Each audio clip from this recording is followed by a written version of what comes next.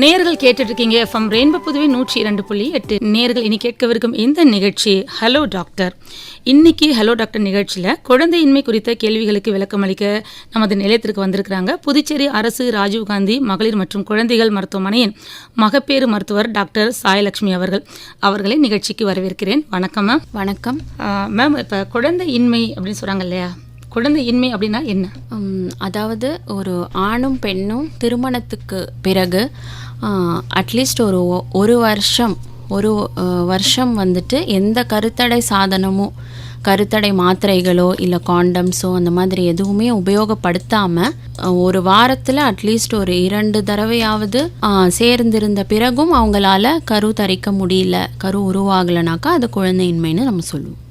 Ma'am, இது எத்தனை நாள் வரைக்கும், அதாவது எத்தனை வருடங்கள் மாதங்கள் வரைக்கும் அப்படி இல்லை குழந்தை உண்டாகலைன்னா அதை வந்து குழந்தையின்மைன்னு பயப்பட வேண்டிய அவசியம் வரும்? 12 மாதம், அதாவது ஒரு வருஷம். ஆமாம், திருமணமாகி 1 வருடம் வரை நம்ம காத்திருக்கலாம்.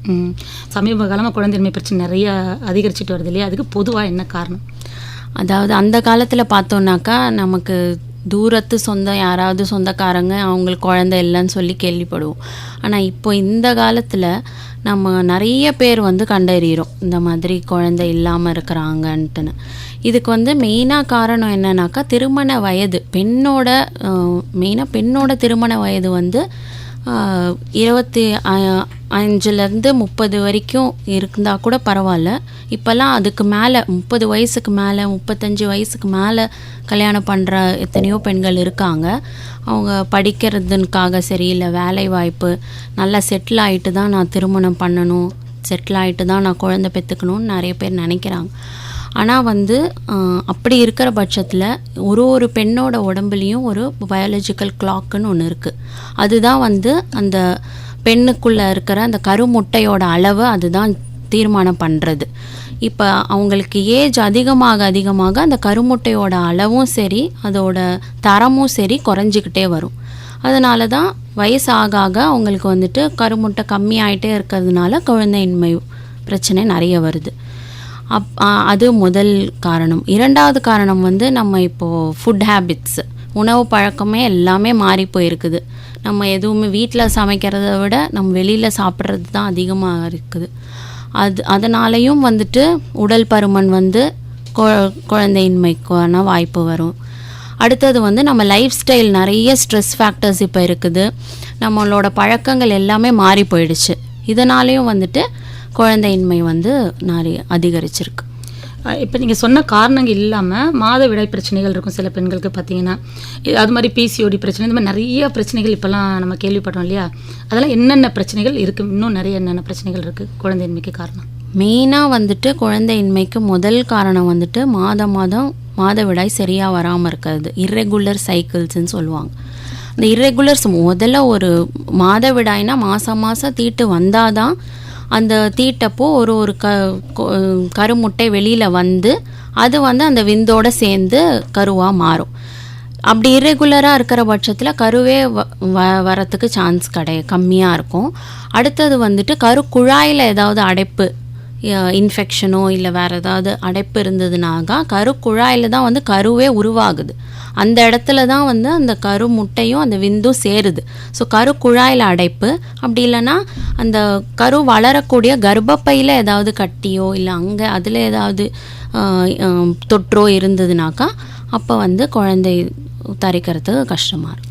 இப்போ மாதவிடாய் பிரச்சனைகள் இருக்கு இல்லையா மேம், இதை வந்து சரி செய்யறதுக்கு என்ன வழிமுறைகள் இருக்குது? அதாவது மருத்துவமனை சிகிச்சைகள் எடுத்துக்கலாமா, இல்லை வீட்டில் உணவு பழக்க வழக்கத்தை மாற்றிக்கலாம், அந்த மாதிரி எதுவும் விஷயங்கள் இருக்கா? இர்ரெகுலர் சைக்கிள்ஸ் இந்த மாதவிடாயில் வந்து மோஸ்ட்டாக உடல் பருமன் இருக்கிறவங்களுக்கு இந்த மாதவிடாய் பிரச்சனை அதிகமாக இருக்கும். அப்படி இருக்கிறவங்க வந்துட்டு கண்டிப்பாக வெயிட் ரெடியூஸ் பண்ணியே ஆகணும். இப்போ இருக்கிற வெயிட்டை விட அட்லீஸ்ட் ஒரு 2லேருந்து ஒரு 5 கிலோ கம்மியானா கூட அவங்களோட கருத்தரிக்கிற அந்த சான்சஸ் வந்து அதிகமாகும்.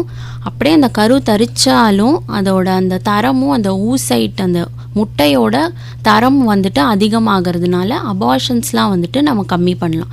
முட்டையோட தரம் கம்மியாக இருந்ததுன்னா நீங்கள் கரு உருவானாலும் அது சீக்கிரம் வந்து கலையறதுக்கான வாய்ப்பு இருக்குது. அதனால் கண்டிப்பாக உடல் பருமன் குறைக்கணும். இப்போ உடல் பருமன் குறைக்கணும்னு சொன்னீங்களே மேம், இப்போ ஒரு பெண் கருத்தரிக்க சரியான உடல் பருமன் வெயிட் என்னவாக இருக்கணும்?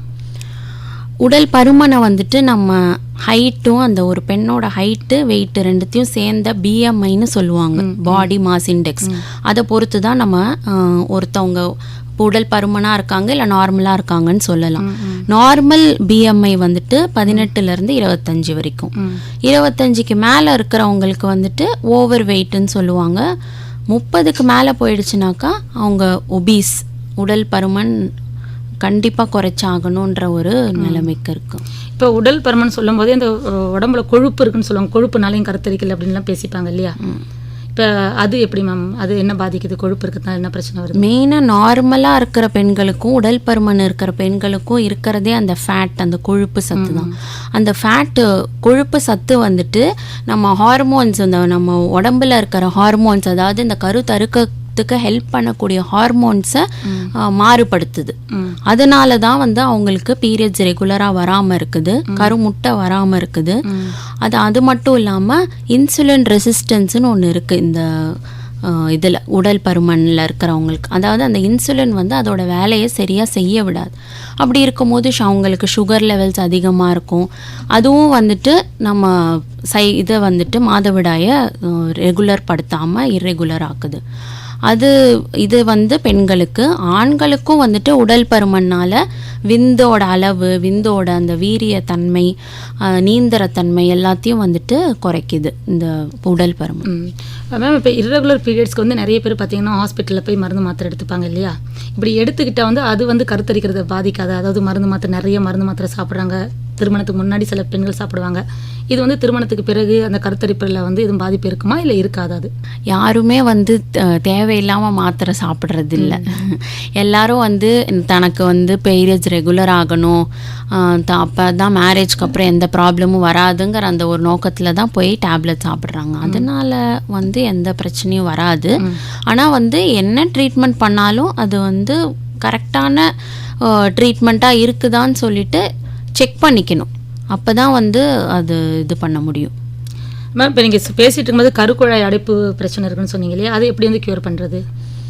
முதல்ல கருக்குழாய் அடைப்புங்கிறது வந்து நம்ம இப்போ நீர்க்கட்டி, பிசிஓடி மாதிரி ஸ்கேனில் தெரியாது.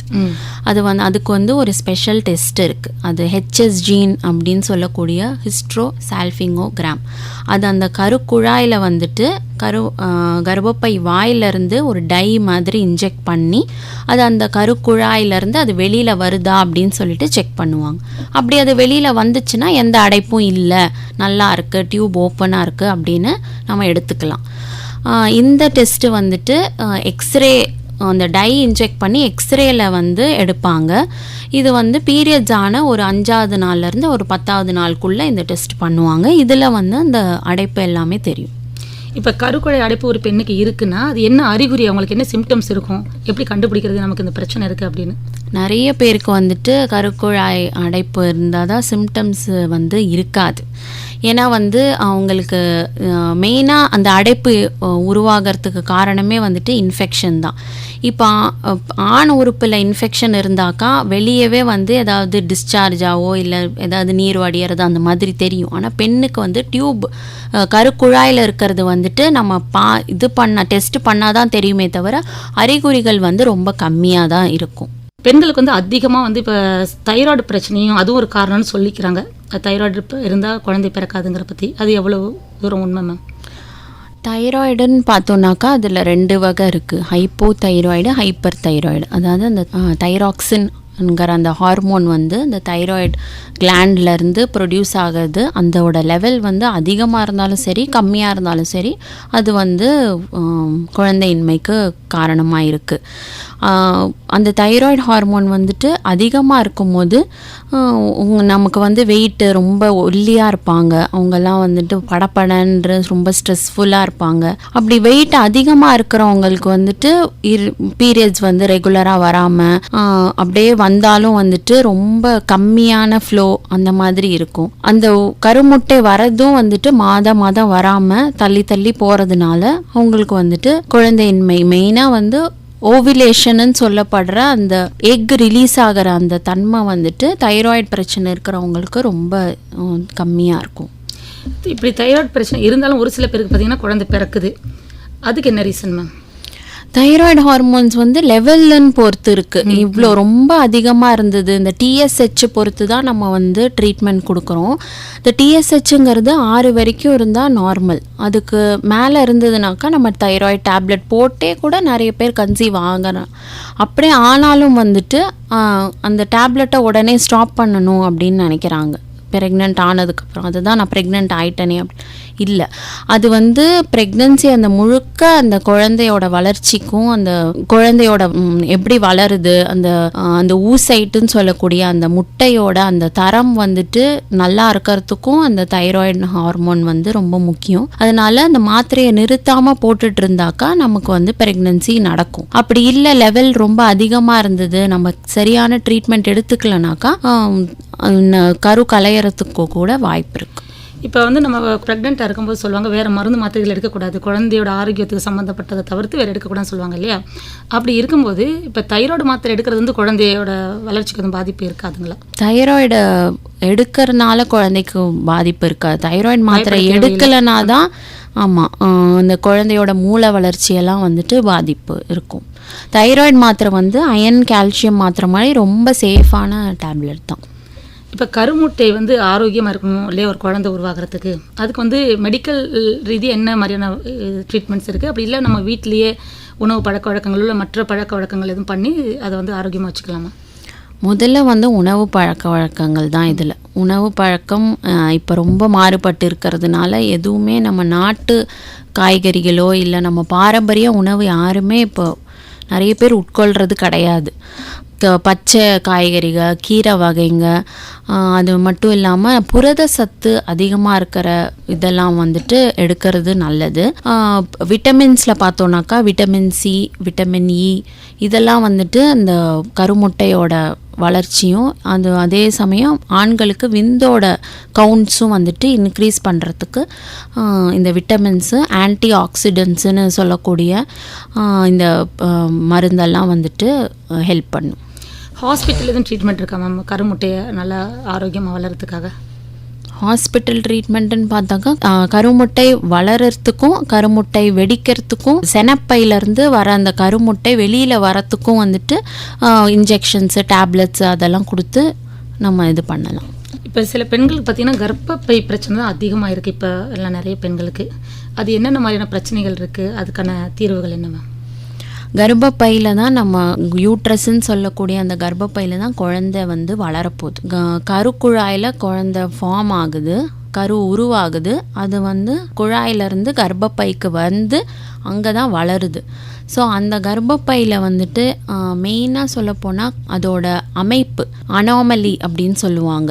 ரொம்ப வந்து சுருகி இருக்கிற மாதிரியோ இல்லை வந்து தடுப்பு மாதிரி செப்டமுங்கிற மாதிரி விஷயங்கள் அந்த மாதிரி இருந்ததுனாக்கா அது வந்து குழந்தையின்மையை விட அபார்ஷன்ஸ் வந்து நிறைய வரத்துக்கு வாய்ப்பு இருக்குது. இதுவே ஃபைப்ராய்டு கட்டின்னு சொல்லுவாங்க. அந்த மாதிரி கட்டியெல்லாம் இருக்கும்போது கூட உங்களுக்கு குழந்தை தரிக்கிறதுக்கும் பிரச்சனை இருக்கும், தரிச்சாலும் அது அபார்ஷன் ஆகிறதுக்கு நிறைய சான்சஸ் இருக்குது. கர்ப்பப்பை சுருங்குது, தடிச்சு போயிடுச்சு அப்படிலாம் சொல்கிறாங்க. அது கர்ப்பப்பை சுருங்கிறது வந்துட்டு இதில் தான் வரும். மெனோபாஸுங்கிற அந்த 45-50 வயசில் எப்போ வந்து நமக்கு மாதவிடாயெல்லாம் நிற்குமோ அந்த டைமில் தான் கர்ப்பப்பை சுருங்குதுன்னு சொல்லுவோம். இப்போ ஹார்மோன் பிரச்சனையும் காரணங்கள் சொல்கிறாங்க இல்லையா? ஹார்மோன் பிரச்சனைகள் இருந்தாலும் குழந்தை இருக்காது அப்படிங்கிறத பற்றி எந்த மாதிரியான ஹார்மோன் பிரச்சனைகள் ஏற்பட வாய்ப்பு இருக்குது? மெயினாக வந்து கரு முட்டை வந்துட்டு மாதம் ரிலீஸ் ஆகிறதுக்கு எஃப்எஸ்ஹெச் அப்படின்ற ஒரு ஹார்மோனும் அது வெடிக்கிறதுக்கு எல்ஹெச் அப்படிங்கிற 2 ஹார்மோன்ஸ் தான் வந்து ரொம்ப முக்கியமானது. அதில் ஏதாவது பிரச்சனை இருந்தாலும் அதுக்கப்புறம் அந்த கரு வளர்கிறதுக்கு ஈஸ்ட்ரஜனும் ப்ரொஜெஸ்ட்ரானும் இதெல்லாம் வந்துட்டு பெண்களுக்கு சுரக்கக்கூடிய ஹார்மோன்ஸு. இதில் ஏதாவது பிரச்சனை இருந்தாலும் இதோட அளவெல்லாம் மாறுபட்டாலும் உங்களுக்கு வந்துட்டு கரு தரிக்கிறதுல பிரச்சனை. இப்போ பார்த்தீங்கன்னா நிறைய பேர் வந்து முதல் குழந்தைய வந்து தள்ளி போடுறாங்க இல்லையா? குழந்தை பிறப்ப இது தள்ளி போடுறதுனால இந்த பிரச்சனைகள், அதாவது குழந்தையின்மை பிரச்சனை வர்றது வாய்ப்பு இருக்கா? குழந்தையின்மையில் வந்து ரொம்ப முக்கியமான காரணம் வந்து இந்த பெண்ணோட வயது தான். ஏன்னா அந்த வயசு அதிகமாக இந்த கருமுட்டையோட அளவும் அதோட தரமும் குறைஞ்சிக்கிட்டே வரும். நம்ம பிறந்தப்போ இருந்த அந்த கருமுட்டை அளவு வந்துட்டு அப்படியே நம்ம பூப்படையும் போது கொஞ்சம் குறையும். அதுக்கப்புறம் நம்ம அப்படியே நாளாக அது கம்மியாயிட்டே வரும். அதனால தான் சொல்கிறாங்க முதல் குழந்தைய அட்லீஸ்ட் 30 வயசுக்குள்ளேயாவது முடிச்சிடணும். 2வது குழந்தைய 35 வயசுக்கு முன்னாடியே பெற்றெடுத்துறது நல்லது. ஏன்னா 25 வயசு அந்த டைமில் இருக்கிற அந்த கருமுட்டை அளவு 35 வயசில் இருக்காது, ரொம்ப குறைஞ்சிரும். அதனால் நேச்சுரலாக நம்ம கரு தரிக்கிறதுக்கான வாய்ப்புகள் கம்மியாயிடும். இப்போ அந்த முதல் குழந்தை தள்ளி போடுறதுக்காக நிறைய பேர் இந்த கருத்தடை சாதனங்கள் எல்லாம் பயன்படுத்துவாங்க இல்லையா, அதெல்லாம் எதுவும் பாதிப்பு ஏற்படுத்துமா, வாய்ப்பு இருக்கா? அது கருத்தடை சாதனங்களால் பாதிப்பெல்லாம் எதுவுமே ஏற்படுத்தாது. சொல்லப்போனாக்கா அந்த பால்வினை பிரச்சனைகள் இதெல்லாம் காண்டம்ஸ் கருத்தடை இது யூஸ் பண்ணுறதுனால கம்மி தான் ஆகும். அண்டு பீரியட்ஸ்லாம் கூட ரெகுலர் ஆகிறதுக்கு கூட இந்த கருத்தடை டேப்லெட்ஸ் நிறைய பேர் யூஸ் பண்ணுவாங்க. அதனால் எந்த பாதிப்பும் வராது. மேம், இந்த ஹார்மோன் சிகிச்சைன்னு ஒன்று சொல்கிறாங்க இல்லையா, அப்படின்னா என்ன மேம்? ஹார்மோன் மாற்றங்கள் வரதுனால தான் கரு தரிக்கிறதுல பிரச்சனை இருக்கிற பட்சத்தில் இந்த ஹார்மோன்ஸை நம்ம உடம்புல சுரக்கிற வேண்டிய ஹார்மோன்ஸை நம்ம இன்ஜெக்ஷனாகவோ இல்லை டேப்லெட்டாகவோ நம்ம கொடுக்கறது தான் இந்த ஹார்மோன் சிகிச்சை. இது பெண்களுக்கும் இதை கொடுக்கலாம், ஆண்களுக்கும் கொடுக்கலாம்.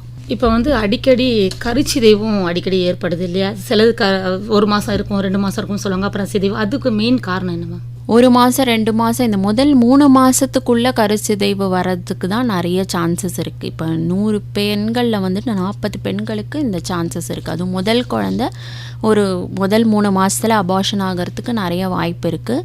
இதுக்கு மெயினாக என்ன காரணம்னாக்கா மரபணு, அந்த குரோமோசோமல் ப்ராப்ளம்ஸ்ன்னு சொல்லுவாங்க. இந்த ஆண்களுக்கு இருக்கிற அந்த 23 குரோமோசோம்ஸ், பெண்களுக்கு இருக்கிற 23 குரோமோசோம்ஸ் சேர்ந்து தான் அந்த கரு உருவாகுது. அந்த ஆணுக்கோ அந்த பெண்ணுக்கோ ஏதாவது குரோமோசோமல் ப்ராப்ளம் இருந்ததுன்னா அது அந்த கரு உருவாகும். ஆனால் உருவாகி ஒரு 40-45 நாளில் அது கலையறதுக்கான வாய்ப்பு இருக்குது. அது அடுத்தது தைராய்டு, சுகர்ஸு, டயபெட்டிஸு இதெல்லாம் இருந்ததுனாக்கா கரு உருவானாலும் அதோட தன்மை நல்லா இருக்காது. தரம் சரியாக இல்லாததுனால அபார்ஷன்ஸ் ஆகிறதுக்கு சான்சஸ் இருக்குது. அடுத்தது பார்த்தோன்னாக்கா நம்ம முன்னாடியே சொன்ன மாதிரி அந்த கர்ப்பப்பையில் இருக்கிற தடிப்போ இல்லை அந்த வடிவமைப்போ அதில் ப்ராப்ளம் இருந்ததுனாக்கா வேறு ஏதாவது மாறுபட்டு இருந்ததுனாலும் கரு உருவாகி கலையறதுக்கு சான்ஸ் இருக்குது. அண்டு அடுத்த முக்கியமான ஒரு ரீசன் APLA அப்படின்னு சொல்லக்கூடிய ஆன்டிஃபாஸ்போலிபிட் ஆன்டிபாடி சிண்ட்ரோம். அதாவது நம்மளோட உடம்பில் இருக்கிற செல்ஸுக்கு அகெயின்ஸ்டாக நம்மளோட பாடியிலேருந்தே ஆன்டிபாடிஸ் ப்ரொடியூஸ் ஆகி நம்மளோட செல்ஸை அழிச்சிடுறது. அந்த குழந்தைய அதனால் கலையறதுக்கான வாய்ப்புகள் இருக்குது. இப்போ முதல் குழந்தை அபார்ஷன் ஆகிடுது, அப்போ 2வது குழந்தை தரிக்கிறது கஷ்டம்னு சொல்கிறாங்களே, அது உண்மையா? ஒரு குழந்தை அபார்ஷன் ஆகினாக்கா அடுத்த குழந்தை தரிக்கிறதுல ரொம்ப பெரிய பிரச்சனை வர பயப்படணும். அப்படின்னாக்கா 2 தடவைக்கு மேலே அபார்ஷன் ஆளுக்கு வராங்கன்னா, நம்ம கிட்ட வராங்கன்னா, அந்த குழந்தை தரிக்கிறதுக்கு முன்னாடியே நம்ம சில பரிசோதனையெல்லாம் பண்ண வேண்டியிருக்கும். இப்போ முதல் குழந்தை அபார்ஷன் ஆகிட்டு அடுத்த குழந்தைக்கு பிளான் பண்ணுறாங்கன்னா, அப்போ அதுக்கு எதுவும் ட்ரீட்மெண்ட் எடுத்துக்கணுமா அவங்க? அதாவது பயம் இருக்கும் இல்லையா, முதல் குழந்தை அபார்ஷன் ஆகிடுச்சுன்னு. ஸோ ப்ரீ ட்ரீட்மெண்ட் அந்த மாதிரி எதுவும் இருக்கும்? மெயினாக ப்ரீ ட்ரீட்மெண்ட்னா கன்செப்ஷனல் கவுன்சிலிங்னு சொல்லுவாங்க. கன்சீவ் ஆகிறதுக்கு முன்னாடி நம்ம கிட்ட ஆக்கிறவங்களுக்கு நம்ம சொல்ல வேண்டியது ஃபோலிக் ஆசிடுங்கிற அந்த டேப்லெட் எடுத்துக்க சொல்லுவோம். அதுதான் குழந்தையோட மூளை வளர்ச்சிக்கு ரொம்ப முக்கியமானது. அது மட்டும் இல்லாமல் தைராய்டு, சுகரு இதெல்லாம் கண்ட்ரோலில் இருக்கா, அண்ட் உடல் பருமன், ஓவர் வெயிட்டாக இருக்கிறவங்களுக்கோ இல்லை ஒபீஸாக இருக்கிறவங்களுக்கோ உடல் எடையை கம்மி பண்ணுறதுக்கான ஆலோசனைகள் சொல்லுவோம். இது ஆண்களுக்கும் பொருந்தும், பெண்களுக்கும் பொருந்தும். இப்போ சில பெண்கள் பார்த்தீங்கன்னா சில வீட்டில் 18-19 வயதில் அப்படி கல்யாணம் பண்ணி கொடுக்குறாங்க இல்லையா, அந்த பெண்களுக்கு இந்த மாதிரி குழந்தை பிறக்கிறதுல சிரமங்கள் இருக்குமா? ஏன்னா சின்ன பொண்ணுங்களாக இருப்பாங்க அவங்க. இது பிரச்சனை இருக்குமா அவங்களுக்கு, இல்லை தவறு இல்லையா? முதல்ல ஒரு குழந்தைய பெற்றெடுக்கணும்னா அதுக்கு 21 வயசுக்கு மேலே இருக்கிறவங்களுக்கு தான் அந்த மெச்சூரிட்டி அளவு, முதிர்ச்சி தன்மை இருக்கும் அந்த பெண்ணுக்கு. கரு தரிக்கிறதுல எந்த பிரச்சனையுமே இருக்காது. ஆனால் நம்ம ஏஜ் ஆக தான் கரு தரிப்பு கம்மியாகுமே தவிர இந்த வயசில் இருக்கிறவங்களுக்கு கரு தரிக்கிறதுல எதுவும் பிரச்சனை இருக்காது. ஒருவேளை கரு தரிச்சாலும் அந்த குழந்தைய தாங்குற சக்தி அந்த கர்ப்பப்பைக்கு, ஏன்னா ரொம்ப இளம் பெண்களாக இருப்பாங்க இல்லையா? இளம் பெண்களாக இருக்கிறவங்களுக்கு ஒன்று குழந்தை வளர்ச்சி கம்மியாக இருக்கும், இல்லை குழந்தைக்கு ரத்த ஓட்டம் சீராக இருக்காது, அந்த மாதிரி பிரச்சனை தான் வருமே தவிர கர்ப்பப்பை வீக்காக இருக்கும், அந்த மாதிரி பிரச்சனைகள்லாம் வராது. தொடர்ந்து பேசலாம் மேம், ஒரு சிறிய இடைவெளிக்கு பிறகு.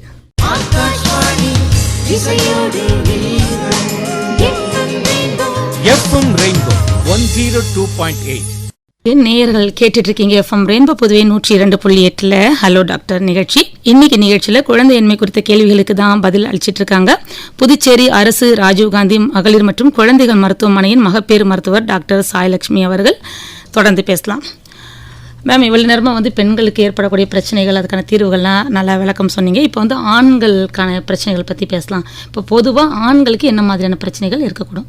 பொதுவாக கருத்தரிக்கணும் அப்படின்னாலே அந்த பெண்ணுக்கு தான் பிரச்சனை இருக்கும், பெண்ணுக்கு தான் முதல்ல டெஸ்ட் பண்ணணும் அப்படின்னு சொல்லுவாங்க. அந்த மாதிரி கிடையாது. இப்போ இந்த காலகட்டத்தில் மேல் ஃபேக்டர் அப்படின்னு சொல்லக்கூடிய ஆண்களுக்கான காரணிகளே வந்து 30-40% காரணமாக இருக்குது. இதில் வந்து எண்ணிக்கை, அவங்க அந்த செமன் ஸ்பெர்ம்னு சொல்லுவாங்க, அந்த விந்தோட எண்ணிக்கை வந்து குறைவாக இருக்கும். அப்படி இல்லைன்னா வந்து அந்த விந்தோட நீச்சல் அடிக்கிற தன்மை வந்து கம்மியாக இருக்கும். அப்படி இல்லைன்னா அதோட வடிவமைப்புலேயே வந்து ப்ராப்ளம் இருக்கும். இதெல்லாம் வந்துட்டு ஸ்பெர்ம் வருது, ஆனால் வந்துட்டு அதோட கவுண்ட்டு கம்மியாக இருக்கிறதுனால வருது. சில பிரச்சனைகள்லாம் வந்து உங்களுக்கு விரைப்பு தன்மையே வந்து இல்லாமல் அந்த எரெக்டைல் ப்ராப்ளம்னு சொல்லுவாங்க, எரெக்டைல் டிஸ்ஃபங்க்ஷன், அதனால் கூட கருத்தரிக்காமல் இருக்கும். அது இன்னொரு காரணம் வந்து இந்த விந்து வந்து முன்னாடியே வெளியேறது, ப்ரீமெச்சூர் எஜாக்குலேஷன் அப்படின்னு சொல்லக்கூடிய இந்த காரணங்களால் ஆண்களுக்கு வந்துட்டு கருத்தரிக்காமல் போகும். இப்போ விந்தணுக்கள் குறைவாக இருக்குன்னு சொல்கிறீங்க இல்லையா, அதை வந்து அதிகப்படுத்துறதுக்கு என்ன பண்ணணும், என்ன வழிமுறைகள் இருக்குது? விந்தணுக்கள் வந்து ஸ்டாட்டிஸ்டிக்ஸ் படி பார்த்தோன்னாக்கா நார்மல் விந்தணுக்கள் வந்து 15-20 மில்லியனுக்குள்ளே இருந்தாக்கா நார்மல். இந்த விந்தணுக்களை வந்துட்டு இன்க்ரீஸ் பண்ணுறதுக்கு வந்து நம்ம ஆன்டி ஆக்சிடென்ட்ஸ் அப்படின்னு சொல்லக்கூடிய ஃப்ரீ ரேடிக்கல்ஸ்னு சில விஷயங்கள் இருக்குது இந்த விந்துல. அந்த ஃப்ரீ ரேடிக்கல்ஸ் தான் வந்து இந்த செமன் அந்த கவுண்ட்டை வந்துட்டு கம்மி பண்ணுது. அதனால் வந்து அதை இம்ப்ரூவ் பண்ணக்கூடிய விஷயங்கள் இந்த ஜிங்க் டேப்லெட்ஸாக இருக்கட்டும், இந்த minerals, vitamin C, vitamin E, இந்த மாதிரியான உணவு முறைகளில் என்ன இருக்கோ அதெல்லாம் நம்ம வந்து எடுத்துக்கலாம். அண்ட் ஃப்ரூட்ஸு, வெஜிடபிள்ஸு சாப்பிட்டாலே வந்து நமக்கு விந்தணுக்கள் வந்துட்டு அதிகமாகிறதுக்கு வாய்ப்பு இருக்கு. இப்போ சொல்கிறாங்க இல்லையா, உடல் சூடு ஜாஸ்தியாக சூடு இருந்தால் இது கூட காரணம் விந்தணுக்கள் ஆரோக்கியம் இல்லாததுக்கு அப்படின்லாம் சொல்கிறாங்க இல்லையா, இது எந்த அளவு உண்மை? இப்போ ஆண்களை எடுத்துக்கிட்டோன்னாக்கா, நம்ம இந்த ஆண்களுக்கு வந்து விரையே வந்து நம்ம உடம்புல இல்லாமல் அதுக்கு வெளியில் தான் இருக்குது. ஏன்னா வந்து அது உடம்புல இருக்கிற சூடை வந்து அதால் தாங்கிக்க முடியாது. அந்த அளவுக்கு வந்து அது சென்சிட்டிவான ஒரு ஆர்கன். அதனால தான் வந்து அது வெளியில் வச்சுருக்காங்க. அந்த மாதிரி இருக்கும் போது நம்ம அந்த விரையை வந்துட்டு டெம்பரேச்சர், ஹை டெம்பரேச்சர், ஹாட் டெம்பரேச்சரில் வந்து இருக்கிற அந்த டைமில் வந்து அந்த விந்து ப்ரொடியூஸ் பண்ணுற அந்த தன்மை வந்து குறைஞ்சிரும். அதனால தான் வந்து இந்த லேப்டாப்லேயே வச்சுட்டு இருக்கிறவங்க, இல்லைனா அந்த ஹீட் என்விரான்மெண்ட்டில் இதை வெல்டிங் பண்ணுறவங்களோ இல்லை வேறு ஏதாவது ஆக்குபேஷன் தொழிலில் வந்துட்டு சூடு இருந்தாலே வந்து அந்த விந்து கவுண்ட் வந்து கம்மியாகிறதுக்கு வாய்ப்பு இருக்குது. அப்போ சூடான பகுதிகளில் வேலையை பார்க்குறத தவிர்க்கணும். ஆமாம்.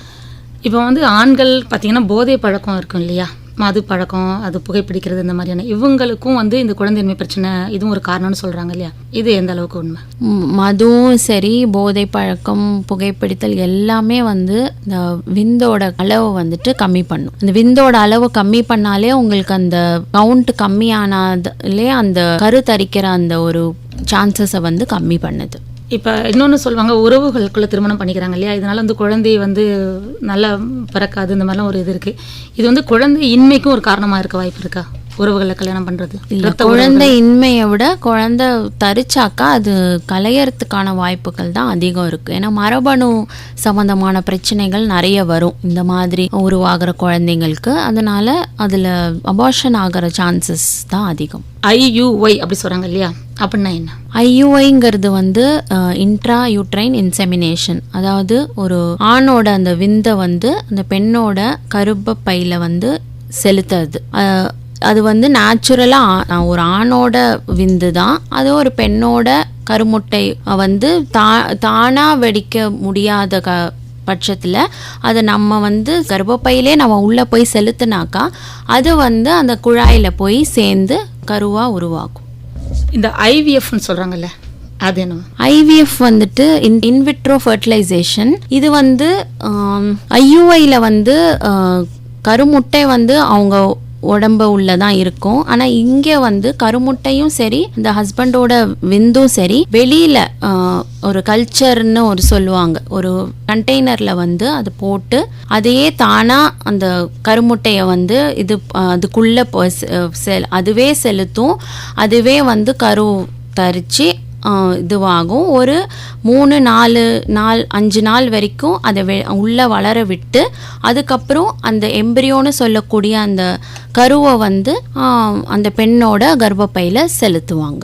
இப்போ வந்து ஃபாஸ்ட் ஃபுட்டு நிறைய சாப்பிட ஆரம்பிச்சிருக்காங்க இல்லையா, இதுவும் ஒரு காரணமாக இருக்குமா ஃபாஸ்ட் ஃபுட்டு சாப்பிட்றது? மெயினாக ஃபாஸ்ட் ஃபுட் சாப்பிட்டாக்கா கொழுப்பு சத்து அதிகமாக இருக்கும், குடல் பருமன் வருது. அந்த உடல் பருமனால் உங்களுக்கு பிசிஓடியாக இருந்தாலும் சரி, சுகர்ஸ், தைராய்டு, பெண்களுக்கு பொறுத்த வரைக்கும் பீரியட்ஸ் ரெகுலராக வராது, ஆண்களை பொறுத்த வரைக்கும் கவுண்ட்ஸ் வந்து கம்மியாக இருக்கும். அதனால் ஃபாஸ்ட் ஃபுட் எல்லாமே அவாய்ட் பண்ணுறது நல்லது. கண்டிப்பாக, அது ஆணாக இருந்தாலும் சரி பெண்ணாக இருந்தாலும் சரி ஃபாஸ்ட் ஃபுட்டு குழந்தையின்மைக்கு ஒரு காரணம் தான். இப்போ பால்வினை நோய்கள் ஏற்படுது இல்லையா, ஆண்களுக்கு அதிகமாக ஆண்களுக்கு ஏற்படுதுன்னு நினைக்கிறேன், இதுவும் ஒரு காரணமாக குழந்தையின்மைக்கு? பால்வினை நோய் வரது வந்துட்டு ஒரு ஆண் கிட்ட இருந்து பெண்ணுக்கு வரும், இல்லை ஒரு பெண்ணுக்கிட்ட இருந்தும் ஆணுக்கு போகிறதுக்கான வாய்ப்பு இருக்குது.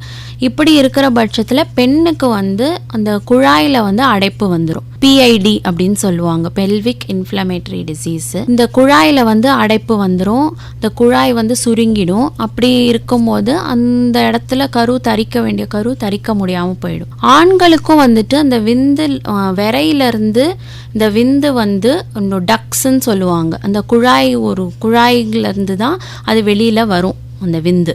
அந்த குழாயிலையும் வந்துட்டு போய் அடைப்பு ஏற்படுறதுனால ஆண்களுக்கும் வந்துட்டு விந்து ப்ராப்ளம்ஸ் வர்றதுக்கு சான்சஸ் இருக்கு. இப்போ பெண்கள் வந்து உடல் பருமனாக இருந்தால் குழந்தை பிறக்கிறதுல கஷ்டம்னு சொன்னீங்க இல்லையா, இப்போ ஆண்களும் நிறைய பேர் உடல் பருமனாக இருப்பாங்க, அவங்களுக்கு அந்த மாதிரி அவங்களுக்கும் அது பிரச்சனையா? அதுதான் நான் முன்னாடியே சொன்ன மாதிரி ஆண்கள் இது உடல் பருமன் வரும்போது அந்த இன்சுலின் ரெசிஸ்டன்ஸ்னால உங்களுக்கு வந்துட்டு இன்சுலின் சரியாக சுரக்காமல் அவங்க இதுவாக இருப்பாங்க. அதனாலே வந்துட்டு கவுண்ட்ஸ் வந்து உங்களுக்கு கம்மியாகும், விந்து கவுண்ட்ஸ் வந்து கம்மியாகும், அளவு கம்மியாகும். அது மட்டும் இல்லாமல் அவங்களுக்கும் ஹார்மோன்ஸில் வந்துட்டு ப்ராப்ளம் இருக்கும். ஆண்களுக்கு சுரக்கக்கூடிய டெஸ்டோஸ்டிரோனுங்கிற அந்த ஹார்மோன் அளவு வந்துட்டு இந்த உடல் பருமன் இருக்கிறவங்களுக்கு கம்மியாக இருக்கும். அதனாலேயும் வந்துட்டு விந்து உற்பத்தியில் வந்து பாதிப்பு வரும். இப்போ மன அழுத்தம், அதாவது ஸ்ட்ரெஸ் ஜாஸ்தி இருந்தாலுமே குழந்தை பிறகுல சிரமம் அப்படின்னு சொல்லிக்கிறாங்க, இது எந்த அளவு சரி? ஸ்ட்ரெஸ்டாக நம்ம இருந்தாலே அதாவது நமக்கு வந்து 1 வருஷம் ஆயிடுச்சே 2 வருஷம் ஆயிடுச்சே, நமக்கு சொந்தக்காரங்களுக்கு நம்ம ஃப்ரெண்ட்ஸுக்கு எல்லாமே குழந்தை இருக்குதுன்னு எல்லாருக்குமே வர அந்த ஒரு இதுதான். ஆனால் வந்து நம்ம ஸ்ட்ரெஸ் ஆகிறதுனால அது நம்ம உடம்பை பாதித்து அதனால் குழந்தையின்மையோட வாய்ப்பு இன்னும் ஜாஸ்தியாக தான் ஆகுமே தவிர, ஸ்ட்ரெஸ்டாக இருக்கிறவங்களுக்கே வந்து பீரியட்ஸ் ரெகுலராக வராது. பெண்களை பொறுத்த வரைக்கும் பீரியட்ஸ் ரெகுலராக வராது. நமக்கு பிரெயினுக்கு போக வேண்டிய அந்த சிக்னல்ஸ்லாம் வந்துட்டு சரியாக வராததுனால ஹார்மோன் ப்ராப்ளம்ஸ் வரும். ஹார்மோன் ப்ராப்ளம்ஸ் வந்தாலே எக்கு ஃபார்ம் ஆகாது. ஸோ அதனாலே வந்து பீரியட்ஸ் ப்ராப்ளம் இருக்கும். ஸோ அதுவே வந்து குழந்தையின்மைக்கு காரணமாக இருக்கும். ஆண்களுக்கும் சரி, ஆண்களும் ரொம்ப ஸ்ட்ரெஸ்டாக இருந்தாங்கனாக்கா அந்த விந்தில் வந்து அந்த ஃப்ரீ ரேடிக்கல்ஸ்ன்னு சொல்லக்கூடிய அந்த கிருமி அதனாலையும் வந்துட்டு உங்களுக்கு கவுண்ட்ஸ்லாம் வந்து கம்மியாகும். இப்போ குழந்தை இல்லை அதை கேட்குறாங்க, அந்த மாதிரி அது வந்து ஒரு மன உளைச்சலை ஏற்படுத்திடும். இது இல்லாமல் நிறைய பேருக்கு பார்த்திங்கன்னா ஒர்க் லோடு ஜாஸ்தியாக இருக்கும். அதாவது இந்த குழந்தை கவலை இல்லாமல் மற்ற வெளியே பிரச்சனைகள் இருக்கும் இல்லையா, அந்த ஸ்ட்ரெஸ்னாலையும் ரெஸ்ட்லெஸ்னால இதனாலையுமே வந்து இந்த மாதிரி பிரச்சனை ஏற்பட வாய்ப்பு இருக்கா? கண்டிப்பாக. நம்ம அதனால தான் வந்து முந்தைய காலத்தை விட இந்த காலத்தில் ஐடியாக இருக்கட்டும் சரி, இல்லை வேலையில் வந்துட்டு நிறைய ப்ராப்ளம்ஸ் இருக்குது. அதனாலே வந்து அதை பற்றி யோசிக்க ஆரம்பிக்கிறதுனால நம்ம குழந்தையின்மைக்கு வந்துட்டு அது நிறைய காரணம் அதனால் வரும். இப்போ பொதுவாக வெளியில் பேசிப்பாங்க. சில பேர் குடும்பத்தில் பார்த்தீங்கன்னா நிறைய குழந்தைகள் பிறந்திருப்பாங்க. அந்த காலத்துல தாத்தாங்களுக்கு அப்படியெல்லாம். சில பேருக்கு ஒரு குழந்தை 2 குழந்தை தான் இருக்கும். அதுக்கு என்ன சொல்லுவாங்க, இவங்க பரம்பரை மரபியல் காரணம் அப்படிலாம் சொல்லுவாங்க. இது உண்மை, மரபியல் காரணமும் ஒரு காரணமாக குழந்தை பிறக்காமல் இருக்கிறதுக்கு. மரபியல் காரணம்னா வந்து காலாகாலமாக இப்போ ஒரு பாட்டிலேருந்து அம்மாலேருந்து எல்லாருக்குமே ப்ராப்ளம் இருந்தாக்கா அந்த பெண்ணுக்கும் வந்துட்டு அந்த ப்ராப்ளம் இருக்கலாம். அதனாலே வந்து நிறைய அபார்ஷன்ஸ் வந்து நடக்கும். அப்படியே குழந்தை தரிச்சாலும் வந்துட்டு அவங்களுக்கு சீக்கிரம் மெனோபாஸ் நடந்துடும். அதனாலே வந்து ஒரு குழந்தையோடவே அவங்க அது 2வது குழந்தை தரிக்காமல் கஷ்டமாக கூட இருக்கலாம். ஆண்களுக்கும் அப்படி தான் மரபியல் ரீசன் இருக்க வாய்ப்பு இருக்குது. மேம், இவ்வளோ நேரமாக பார்த்தீங்கன்னா பெண்களுக்கான பிரச்சனைகள், ஆண்களுக்கான பிரச்சனை நல்லா நீங்கள் தெளிவாக விளக்கங்கள் சொன்னீங்க. இப்போ வந்து அதுக்கான ட்ரீட்மெண்ட் என்னெல்லாம் இருக்குது, டெஸ்ட்டெல்லாம் என்ன இருக்குங்கிற பற்றி தெரிஞ்சுக்கலாம். இப்போ முதல்ல பார்த்தீங்கன்னா அவங்க வந்து இப்போ குழந்தை பிறக்காது அப்படின்னு தெரிஞ்ச பிறகு என்ன டெஸ்ட் எடுக்கணும்? அவங்க ஃபஸ்ட்டு டெஸ்ட் எடுப்பாங்க இல்லையா, என்ன மாதிரியான டெஸ்ட் எடுக்கணும்? முதல்ல வந்துட்டு ஒரு தம்பதி இப்போ குழந்தை பிறக்கலைன்னு சொல்லிட்டு வரும்போது அவங்களோட வயசு தான் நம்ம வந்து பார்க்குறோம். இப்போ வந்து ஒரு பெண்ணுக்கு வந்து ஒரு 30லேருந்து 25லேருந்து 30 வயசுக்குள்ளே இருந்ததுனாக்கா அவங்களுக்கு நார்மலான டெஸ்ட்டு ஸ்கேன் முதல்ல எடுப்போம். அப்புறம் வந்து ஹார்மோன் டெஸ்ட்டு, தைராய்டு, சுகரு, ப்ரொலாக்டன் கூடிய அந்த ஹார்மோன் டெஸ்ட்டு அதெல்லாம் பார்ப்போம். ஸ்கேனில் வந்துட்டு கர்ப்பப்பை நல்லா கருமுட்டை வந்து வருதா இதான் அதெல்லாம் சொல்லி ஸ்கேனில் பார்க்கலாம். பிரச்சனை இருக்கிறதுக்கு வந்துட்டு HSGன்னு சொல்லக்கூடிய அந்த எக்ஸ்ரேவும் இருக்குது. இதுவே அவங்க வயசு வந்து 30-35க்கு மேலே ஆயிடுச்சுனாக்கா கருமுட்டை ரிசர்வ்னு சொல்லுவாங்க. அந்த ரிசர்வ் கண்டுபிடிக்கிறது வந்துட்டு AM ஹார்மோன் வச்சு கண்டுபிடிப்பாங்க. நம்ம சஜஸ்ட் பண்ணலாம். முன்னாடி வந்து அவங்க கேட்டு தெரிஞ்சுக்கலாம். கல்யாணம் ஆகி எவ்வளோ வருஷங்கிறது வந்துட்டு அது முக்கியமாக ஒரு கொஸ்டின்னு. ஏன்னா 5 மாதம் 6 மாதம் அதுலேயே வந்து அவங்க ரொம்ப பதட்டப்பட்டு வருவாங்க, கரு தரிக்கலை அப்படின்னு சொல்லிட்டு. அப்படி இருக்கும்போது நம்ம எப்போ வந்து டெஸ்ட் எடுக்கணும், எப்போ வந்து வெயிட் பண்ணலாம் அப்படின்றத வந்து அவங்களுக்கு தெளிவாக சொல்லணும். அவங்க பீரியட்ஸ் ரெகுலராக வருதா, இல்லை மாதவிடாயில் ஏதாவது பிரச்சனை இருக்கா அப்படி சொல்லி கேட்கணும்.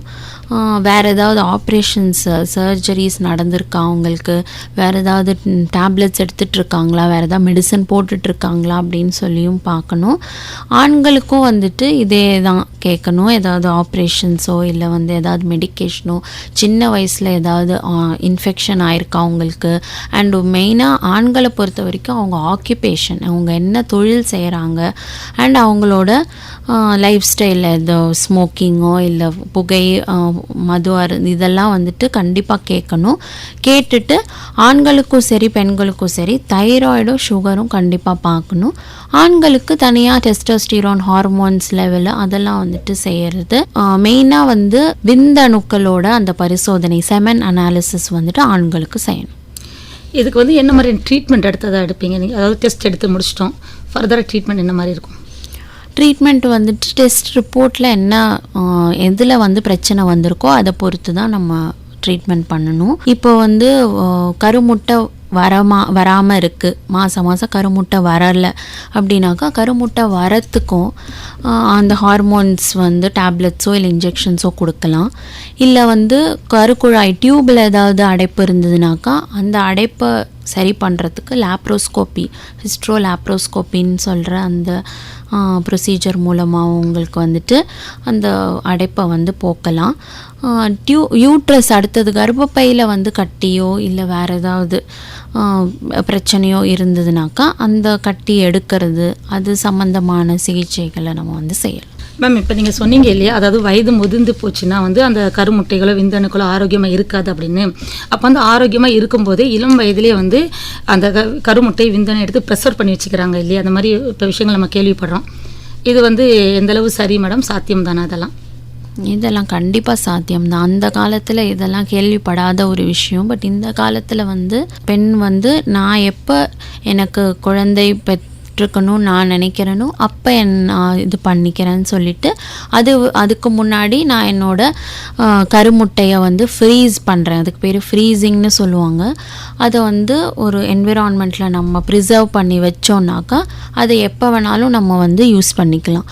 பெண்களை பொறுத்த வரைக்கும் கருமுட்டை அளவு வந்து கம்மியாயிட்டே போகுன்ற ஒரு பயம் இருக்குது. ஆனால் ஆண்களுக்கு வந்துட்டு அப்படி எப்போ வந்து நம்ம அவங்க விந்துங்களை வந்து ஃப்ரீஸ் பண்ணுறோன்னாக்கா, சப்போஸ் ஏதாவது அவங்க ஒரு கேன்சர் ட்ரீட்மெண்ட் அந்த மாதிரி ஏதாவது போகும்போது, கேன்சர் ட்ரீட்மெண்ட் முடிஞ்சு அவங்களுக்கு கொடுக்க வேண்டிய அந்த ரேடியேஷனோ இல்லை அந்த கீமோதெரப்பி அந்த மருந்துங்களால் அந்த விந்துகளில் வந்து உருவாகிற பிரச்சனை வரும் பிற்காலத்தில் வந்து, அதை நம்ம தடுக்கணுன்னாக்கா முதல்ல அந்த விந்துகளை நம்ம ஃப்ரீஸ் பண்ணி வச்சுக்கிட்டோம்னாக்கா அந்த ட்ரீட்மெண்ட் முடிஞ்சதுக்கப்புறம் கூட நம்ம அந்த விந்துகளை வந்து யூஸ் பண்ணிக்கலாம். இப்போ அந்த காலத்துலலாம் பார்த்தீங்கன்னா குழந்தை பிறக்காதுன்னா அது பிறக்காதுங்கிற ஒரு முடிவுக்கு வந்துடுவாங்க, அதோட முடிஞ்சிருது. இப்போ அப்படி கிடையாது, நிறைய நவீன வசதிகள் நிறைய வந்துருச்சு இல்லையா? ஸோ நம்ம நேயர்களுக்கு நீங்கள் என்ன சொல்ல விரும்புகிறீங்க? இந்த குழந்தையின்மை பிரச்சனை இருக்க நேயர்களுக்கு நீங்கள் என்ன சொல்ல விரும்புகிறீங்க? முன்னாடி வந்து குழந்தையின்மை வந்து அந்த ரேட்டும் வந்து கம்மியாக தான் இருந்தது. ஆனால் இப்போ வந்து ரேட் அதிகமாக இருக்கிறதுனால, அந்த ஸ்டாட்டிஸ்டிக்ஸ் படி அளவு அதிகமாக இருக்கிறதுனால இப்போ அதுக்கேற்ற மாதிரி இன்ஃபர்டிலிட்டி சென்டர்ஸும் அதிகமாகிட்டுருக்கு. தெருக்கு தெரு ஒரு இன்ஃபர்டிலிட்டி சென்டர் இருக்குது. அதனால் தனக்கு வந்து ஒரு பெரிய நோய் வந்துடுச்சு அப்படின்னு யாரும் நினைக்கக்கூடாது. நிறைய நவீன வசதிகள்லாம் வந்துடுச்சு. அதனால் கரு தரிக்கிறதுக்கு பிரச்சனை இருந்தாலும் மருத்துவர்களை அணுகுனீங்கனாக்கா உங்களுக்கு எதனால் வருதுன்னு சொல்லிட்டு அந்த ரீசன் பார்த்து அதுக்கேற்ற மாதிரி ட்ரீட்மெண்ட்ஸு எல்லாமே கொடுப்போம். இவ்வளோ நேரம் வந்து குழந்தையின்மை பிரச்சனை குறித்த நிறைய கேள்விகளுக்கு நிறைய நல்ல விளக்கங்கள் சொன்னீங்க மேம். நன்றி மேம். தேங்க்யூ. நேயர்கள் இதுவரை ஹலோ டாக்டர் நிகழ்ச்சியில் குழந்தையின்மை பிரச்சனை குறித்த கேள்விகளுக்கு விளக்கம் அளித்தாங்க புதுச்சேரி அரசு ராஜீவ்காந்தி மகளிர் மற்றும் குழந்தைகள் மருத்துவமனையின் மகப்பேறு மருத்துவர் டாக்டர் சாய்லட்சுமி அவர்கள்.